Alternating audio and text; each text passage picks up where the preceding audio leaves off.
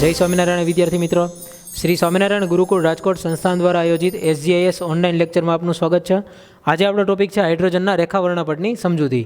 તો આગળના લેક્ચરની અંદર આપણે ભણ્યા હતા કે જે હાઇડ્રોજનનો રેખાવર્ણપટ છે એના ઉપરથી બોહરનો પરમાણુ નમૂનો કેવી રીતે આવ્યો, એની અંદર શું અભિધારણાઓ કરેલી હતી અને શું સાબિતીઓ એની મળી હતી.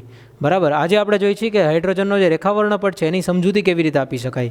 બરાબર, તો હાઇડ્રોજનનો રેખાવર્ણપટની સમજૂતી સમજવા માટે સૌથી પહેલાં તો જે રેખાવર્ણપટ છે એની માહિતી આપણે મેળવવી જોઈએ. કે રેખાવર્ણપટ આપણે આગળ ભણેલા છીએ કે જેની અંદર ફક્ત રેખાઓ દેખાતી હશે, લાઇન્સ દેખાતી હશે, એને આપણે રેખાવર્ણપટ બોલશું. બરાબર, તો અભિધારણા આગળ જે કરેલી હતી એના મુજબ એવી વાત હતી કે જો ઇલેક્ટ્રોન નીચે મુખ્ય ક્વોન્ટમ આંક ધરાવતી કક્ષામાંથી ઊંચા મુખ્ય ક્વોન્ટમ આંક ધરાવતી કક્ષામાં જાય, એટલે કે નીચેના ઉર્જા સ્તરમાંથી ઉપરના ઉર્જા સ્તરમાં જાય ત્યારે અને ઉર્જાનું અવશોષણ થાય છે. એટલે કે નીચેથી જ્યારે ઉપર જાય છે ઇલેક્ટ્રોન છે એ નીચેના ઉર્જા સ્તરમાંથી ઉપરના ઉર્જા સ્તરમાં જાય છે એવા ટાઈમે એવા ટાઈમે એનું અવશોષણ થાય છે. બરાબર, અને જ્યારે ઉપરના ઉર્જા સ્તરમાંથી નીચેના ઉર્જા સ્તરમાં આવે છે ઇલેક્ટ્રોન ત્યારે ઉર્જાનું ઉત્સર્જન થાય છે. આવું આપણે રેખાવર્ણપટ ભણ્યા હતા ત્યારની વાત આપણે સમજેલી છે. બરાબર, તો આના દરમિયાન ઉર્જાનો ફેરફાર થાય છે. તો જે ઉર્જાનો ફેરફાર શું થાય છે એ બંને કક્ષા વચ્ચેનો ઉર્જાનો જે ફેરફાર છે એને આપણે આ સમીકરણ દ્વારા દર્શાવી શકીએ. ડેલ્ટા E બરાબર EF માઇનસ EI. એફ એટલે ફાઇનલ અને આઈ એટલે ઇનિશિયલ. ઇનિશિયલ એટલે શરૂઆતનું અને ફાઇનલ એટલે અંતિમ. બરાબર, તો EF માઇનસ EI પ્રકારની એનું સૂત્ર બનશે. અને આગળનું જે સમીકરણ હતું ઉર્જાનું સમીકરણ આપણે આગળના લેક્ચરમાં ભણ્યા હતા, જે માઇનસ RH 1/n², આ સમીકરણ જે ભણ્યા હતા એ આની અંદર કિંમત મૂક્યા. તો અહીંયા EF બરાબર જો મૂક્યા તો આમાં શું થશે, ડેલ્ટા E બરાબર EF એટલે ફાઇનલ છે, તો આના માટે લખવું પડે માઇનસ RH 1/nF², એટલે ફાઇનલ ઉર્જા સ્તર જે હતું એ માઇનસ પાછું સૂત્ર છે માઇનસ RH 1/ni². આ રીતે સૂત્ર બનશે. તો આને જો આપણે સાદુરૂપ આપીએ તો આ માઇનસ નિશાની અંદર ગુણાઈ જાય તો માઇનસ માઇનસ પ્લસ થઈ જશે. RH ને કોમન કાઢી લઈ અને આ 1/ni² આગળ આવી જશે, 1/ni² અને આ માઇનસ 1/nF². આખાને ગુણાકારમાં RH, અને એ પણ કેવા રહેશે, RH જે કોમન કાઢ્યા એ RH કેવા રહી જશે. હવે જો આપણે આની અંદર ગણતરી કરતા હોય તો આ પ્લસ છે, આ માઇનસ છે, માઇનસ નિશાની એમને રાખી છે, તો RH છે એ બાર પ્લસ સ્વરૂપમાં જ હશે. એટલે કે ઉર્જાનો જે તફાવત છે હંમેશા ધન હોય છે એવું અહીંથી સાબિત થાય છે. બરાબર, તો આ એના માટેનું સૂત્ર બન્યું. RH ની કિંમત કેટલી છે એ ખબર છે, 2.18 ગુણ્યા 10⁻18 જૂલ. આ રીડબર્ગ અચળાંકની કિંમત છે, આ આપણને ખ્યાલ છે. તો ફોટોનના અવશોષણ કે ઉત્સર્જન સાથે સંકળાયેલી આવૃત્તિ જો જોઈએ, આપણે વાત કરી ઉર્જાની વાત કરી, હવે આવૃત્તિની વાત કરીએ તો આવૃત્તિનું સૂત્ર હતું ન્યૂ બરાબર ડેલ્ટા E/H. આ સૂત્ર પણ આપણે આગળના લેક્ચર્સમાં ભણી ગયા છીએ. તો ડેલ્ટા E/H છે, તો ડેલ્ટા Eની જગ્યાએ આ કિંમત મૂકી શકીએ RH × 1/ni² માઇનસ 1/nF², આના છેદમાં H. આ છે એની આવૃત્તિ. તો RH/H 1/ni² માઇનસ 1/nF², આવું સૂત્ર લખી શકીએ. હવે જ્યાં RH ની કિંમત ખબર છે 2.18 ગુણ્યા 10⁻18 જૂલ, 1/ni² માઇનસ 1/nF². આ આપણે ફક્ત સાદુરૂપ આપીએ છીએ, આપણને સરળતા રહી એટલા માટે. 6.626 10⁻34. આ તો પ્લાન્કનો અચળાંક, H છે એ પ્લાન્કનો અચળાંક છે. તો આનું સાદુરૂપ આપ્યું, તો આનું સાદુરૂપ આપવાથી જવાબ આવે છે 3.29 3.29 ગુણ્યા 10⁻15 1/ni² માઇનસ 1/nF². ઓકે, આ છે એની આવૃત્તિ 1/ni² માઇનસ 1/nF². અને આટલી આવૃત્તિ એને આપણે હર્ટ્ઝ એકમની અંદર દર્શાવી શકાય. બરાબર, હવે આવૃત્તિનો એકમ તો હર્ટ્ઝ અથવા તો સેન્ટીમીટર ઇન્વર્સ લખતા હોય. અને જો તરંગ સંખ્યા લખતા હોય, તરંગ સંખ્યા બરાબર ν/c, આવું સૂત્ર બને. તરંગ સંખ્યા ν⁻, તરંગ સંખ્યા ν બરાબર ν/c. જ્યાં ν છે, ન્યૂની જગ્યાએ આ કિંમત લખી શક્યા 3.29 ગુણ્યા 10⁻15 છેદમાં c, એટલે પ્રકાશનો વેગ 3 × 10⁸ અને આ જે હતું એ જ 1/ni² માઇનસ 1/nf². તો આ તમને મળશે, જે મળશે આનો જવાબ 3.29/3 1.09677 ગુણ્યા 10⁸ 1/ni² minus 1/nf² metre inverse મળશે. કારણ કે અહીંયા પ્રકાશનો વેગ છે એ મીટર એકમમાં લીધો હશે, તો આપણને આ મળશે જે એકમ છે એનો મીટર ઇન્વર્સ એકમ મળશે. 1.09677 10⁸ 1/ni² minus 1/nf² metre inverse.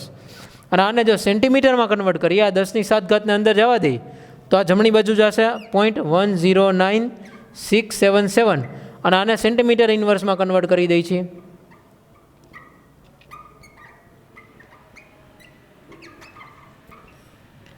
આ તરંગ સંખ્યાનું સૂત્ર આપણે 2 લેક્ચર પહેલાં ભણ્યા હતા, ડાયરેક્ટ સૂત્ર ભણ્યા હતા ત્યારે. અત્યારે આ સાબિત કેવી રીતે થયું એ પણ આપણે જોયું, એને સાબિત પણ આપણે કર્યું છે. તો જો અવશોષણ થતું હોય, બરાબર છે, તો અવશોષણ થતું હોય તો એનએફની કિંમત મોટી હશે, એટલે કે ફાઇનલ અવશોષણ થતું હશે એના એનએફની કિંમત મોટી હશે, એનઆઈની કિંમત નાની હશે. અવશોષણ એટલે આ એનઆઈ બનશે અને આ બનશે એનએફ. એનએફ મોટું હશે અને ઉત્સર્જનમાં આ એનઆઈ બનશે, કારણ કે આ ઇનિશિયલ છે, શરૂઆત અહીંથી થાય છે અને ફાઇનલ પૂરું અહીંયા થાય છે, એટલે એનએફ. તો અવશોષણની અંદર એનએફની કિંમત એનઆઈ કરતાં મોટી હશે અને ઉત્સર્જન વર્ણપટ જો હોય તો એમાં એનઆઈની કિંમત મોટી હશે એનએફ કરતાં, બરાબર છે. તો અહીંયાથી તમને ખબર પડશે એનઆઈ અને એનએફની કિંમત કેવી રીતે આવશે. તો જો આપણે અવશોષણ વર્ણપટની વાત કરીએ અને ઉત્સર્જન વર્ણપટની વાત કરીએ, જો એનઆઈની કિંમત મોટી હોય અને એનએફની કિંમત નાની હોય, બરાબર છે, તો આખી કિંમત છે જે ડેલ્ટા ઈની કિંમત છે, ડેલ્ટા ઈની કિંમત ઋણ બનશે અને ઉર્જા મુક્ત થતી હોય છે, બરાબર. ઉત્સર્જનમાં ડેલ્ટા ઈ કેવો બને છે? ઋણ બને છે, ડેલ્ટા ઈ ઋણ, અને આમાં ડેલ્ટા ઈ બને છે ધન. તો ડેલ્ટા ઈ ઋણ બને છે એટલે ઉર્જા મુક્ત થાય, ડેલ્ટા ઈ ધન બને છે તો ઉર્જા ઉમેરાતી હોય, બરાબર છે. અહીંયાથી આપણને એ ખ્યાલ આવ્યો NF is greater than NI. તો જો એનએફ મોટો છે ને એનઆઈ નાનો છે, આ મોટો છે, તો અહીંયા આ આખું પદ નાનું થઈ જશે એટલે આખું ધન રહેશે. તો ડેલ્ટા ઈ છે એ પોઝિટિવ બનશે, એટલે કે અહીંયા ઉર્જા જે છે એ પણ પોઝિટિવ જ બનશે, બરાબર. આમાં પણ લખી શકાય, અહીંયા પણ લખી શકો, તમને અહીંથી ખબર પડી જશે. ઉર્જા ફેરફાર પોઝિટિવ છે એટલે કે ઉર્જા એની અંદર ઉમેરાશે, અને ઉર્જા ફેરફાર નેગેટિવ છે તો ઉર્જા એમાંથી મુક્ત થશે, બરાબર. તો આપણે આ રીડબર્ગે આનો ઉપયોગ કર્યો તો આપણે આ જે સમીકરણ અત્યારે બનાવ્યું એ અને આગળ લખેલું હતું એ સમીકરણ બંને સરખા છે. હવે જોઈએ છીએ આપણે કોયડો અને એક બોહરના પરમાણુ નમૂનાની મર્યાદાઓ પહેલાં જોઈ લઈ, ત્યાર પછી આપણે કોયડો કરવા ઉપર ફોકસ કરીએ, બરાબર. પછી આપણે કોયડો કરીએ. પહેલાં તો એની મર્યાદા શું છે? બોહરના નમૂનાની મર્યાદા.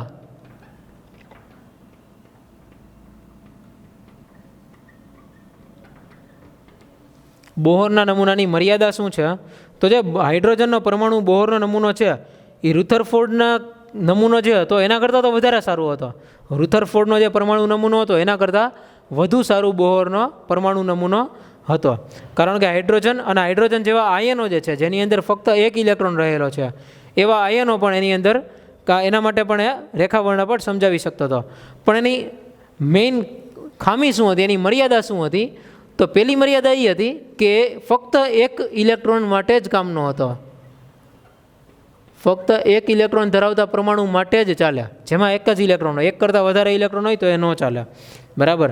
અને એની અંદર બીજું કે વર્ણપટને વધુ સૂક્ષ્મ રીતે સમજાવવામાં નિષ્ફળ છે, એટલે કે વધુ સૂક્ષ્મ રીતે ન સમજાવી શકાય.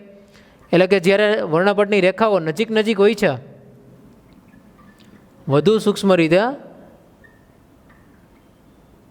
ન સમજાવી શકાય તેના. વર્ણપટની રેખાઓ ઘણી વખત નજીક નજીક હોય છે તો આપણે આપણો આ નમૂનો એને સમજાવી શકતો નથી, બરાબર. ત્યાર પછી બીજી વાત છે કે જે ચુંબકીય ક્ષેત્રની હાજરીમાં જે વિભાજન થાય છે, જે ચુંબકીય ક્ષેત્રની હાજરીમાં રેખાનું વિપાટન થતું હોય કે દૂર છૂટી પડતી હોય, સ્પ્લિટિંગ થતું હોય છે, બરાબર. સ્પ્લિટિંગ થવાનો મિનિંગ એવો થાય કે એની અંદર રેખાઓ છૂટી છૂટી પડે, બરાબર છે, એવી સ્પ્લિટિંગ થયું કહેવાય. તો એક હોય એમાંથી બીજી 4 રેખાઓ છૂટી પડે તો એને સ્પ્લિટિંગ કહેવાય. તો ચુંબકીય ક્ષેત્રની હાજરીમાં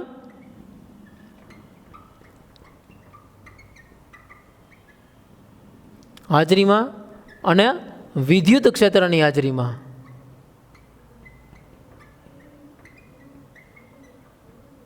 હાજરીમાં વર્ણપટ રેખાઓનું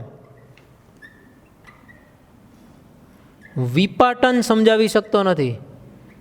વિપાટન સમજાવી શકતો નથી. વિપાટનનો મતલબ થાય કે જે રેખાઓ એક જ હોય તો એમાંથી બીજી છૂટી છૂટી પડે. મતલબ આમ એક જ હોય પણ જ્યારે ચુંબકીય ક્ષેત્ર એપ્લાય કરવામાં આવે ત્યારે એની બદલે અહીંયાથી આમ 2-3 રેખાઓ જુદી જુદી આપણને જોવા મળે. તો આને વિપાટન થયું કહેવાય.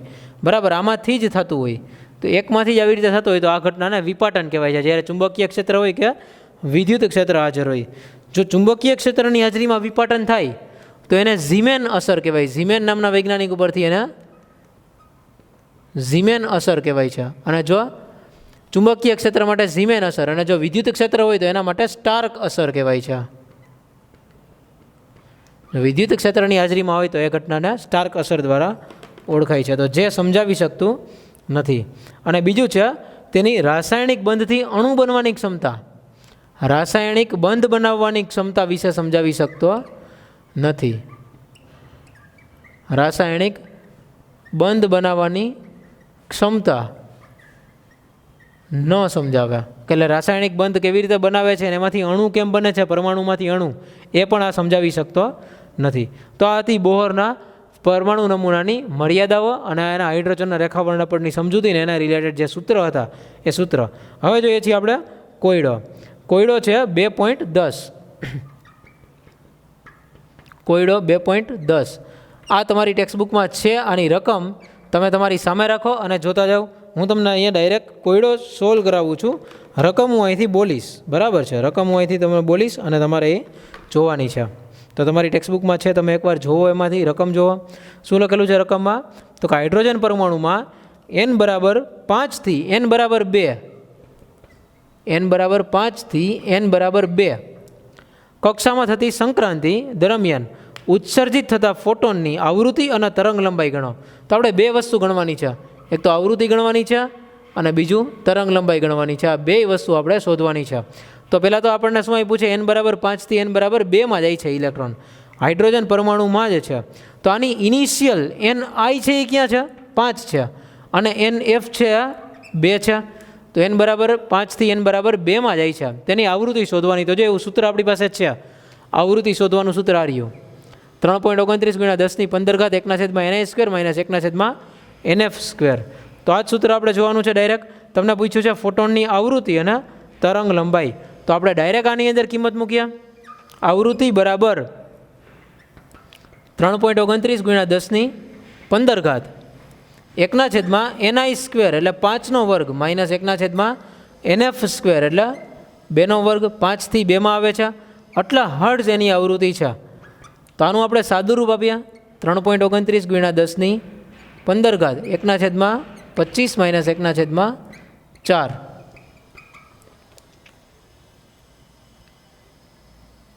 તો આ જે આવૃત્તિ મળશે 6.91 × 10⁻14 હર્ટ્ઝ. બરાબર છે, આ તમને આવૃત્તિ મળશે. તો અહીંયાથી તમને બીજી એની ઉત્સર્જન ઉર્જાના સ્વરૂપમાં પણ આપણે એની ગણતરી કરી શકીએ છીએ. બરાબર, ઉત્સર્જન ઉર્જા છે એ આપણને માઇનસ મળે કે પ્લસ મળે. માનો કે આનો જવાબ તમને ઋણ મળે છે, પણ આનો જવાબને તમારે ઋણ સમજવાનો નથી. આના જવાબને હંમેશા તમારે સમજવાનો છે ધન. શું કામે? કારણ કે આવૃત્તિ ક્યારેય પણ ઋણ હોઈ શકે નહીં. આપણને જે મળે છે 1/ni² - 1/nf², આની જે કિંમત મળે છે આ આપણને હંમેશા કેવી મળશે? ધન મળવી જોઈએ. જો આપણે ઋણ મળે તો ડેલ્ટા ઈની કિંમત ઋણ થઈ, પણ આ તો ફેરફાર છે અને ફેરફાર તો હંમેશા કેવું હોય? એ તો ધન જ હોય. એટલા માટે અહીંયા જે કિંમત મળશે, આનું જે સાદું રૂપ આપવાથી જે મળશે આ જવાબ ઋણ મળે તો પણ તમારે સમજવાનો કેવો રહેશે? ધન. તો આ તમને મળી ગઈ આવૃત્તિ. એના ઉપરથી તમારે શોધવાની છે તરંગ લંબાઈ. તરંગ લંબાઈનું સૂત્ર c/μ. આ આપણે આગળથી ગણતા આવ્યા છીએ. 3 × 10⁸ હર્ટ્ઝ, 3 × 10⁸ મીટર પર સેકન્ડ અને છેદમાં આવૃત્તિ 6.91 × 10⁻14 સેકન્ડ ઇનવર્સ. તો હર્ટ્ઝ છે એટલે. બરાબર. તો આનું સાદુરૂપ આપીએ તો આનું સાદુરૂપ આપવાથી આવે છે 434 નેનોમીટર. આ તમારી તરંગ લંબાઈ હશે. તો આ હતો કોયડો 2.10. ત્યાર પછી છે કોયડો 2.11. તો હિલિયમ પ્લસની પ્રથમ કક્ષા સાથે સંકળાયેલી ઉર્જા ગણવાની છે અને કક્ષાની ત્રિજ્યા કેટલી થશે? તો આપણે પૂછ્યું છે હિલિયમ પ્લસ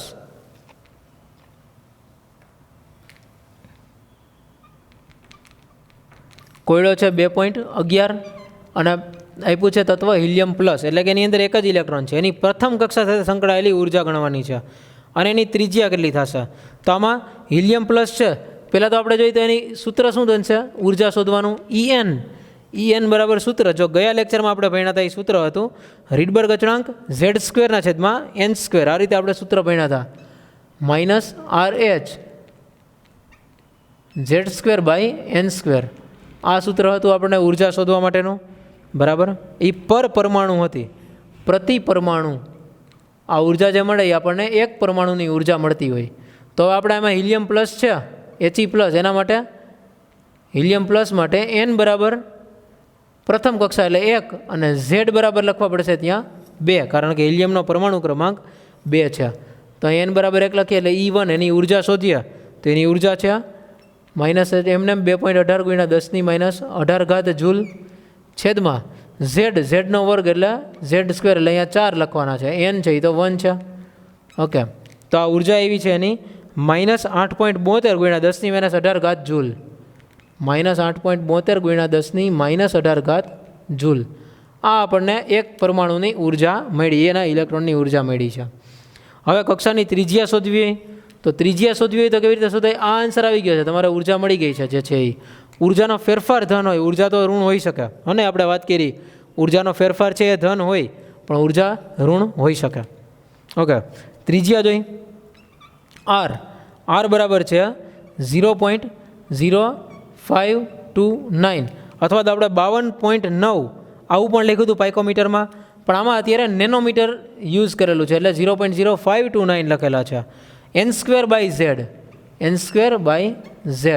આમાં કિંમત મૂકીએ 0.0529 નેનોમીટરમાં છે, એટલે અત્યારે નેનોમીટર એવું લખતા નથી.